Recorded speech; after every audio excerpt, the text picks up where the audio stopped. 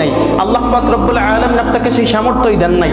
তবে আপনার সামর্থ্য আছে, কিন্তু আপনি আপনার স্ত্রীর জন্য খরচ করেন না, আপনি তাকে হাত খরচ দেন না, আপনি তাকে ভালো কাপড় এনে দেন না, ভালো জিনিস খাওয়ান না। এই জন্য আল্লাহ পাক রব্বুল আলামিনের দরবারে কিয়ামতের দিন আল্লাহর কাঠ করে আপনাকে দাঁড়াতে হবে। সেই দিন যতক্ষণ পর্যন্ত আপনার স্ত্রী আপনাকে মাফ না করবে, ততক্ষণ পর্যন্ত আল্লাহ তাআলা আপনাকে মাফ করবেন না। আর সেই দিন আপনি আপনার স্ত্রী, যেই স্ত্রী আপনাকে দুনিয়ার জমিনে এত ভালোবাসে, আপনি মনে করতেছেন যে সেই দিন সে ভালোবেসে আপনাকে মাফ করে দিবে, যদি এটা ভেবে থাকেন তাহলে এটা ভুল। ইয়াউমা ইয়াফিরুল মারউ মিন আখিহি ওয়া উম্মিহি ওয়া আবিহি ওয়া সাহিবাতিহি ওয়া বানিহি, সেই দিনটাই হবে এরকম যে আপনার মা আপনার থেকে পলায়ন হবে, আপনার বাবা আপনার থেকে পলায়ন হবে, আপনার ভাই আপনার থেকে পলায়ন হবে, আপনার বোন আপনার থেকে পলায়ন হবে, আপনার আপন স্ত্রী যার জন্য আপনি দুনিয়ার জমিনে এত কিছু করেছেন, সেই স্ত্রী আপনাকে অস্বীকার করবে, বলবে দুনিয়ার জমিনে আমার কোনো বিয়েই হয় নাই। সেই স্ত্রী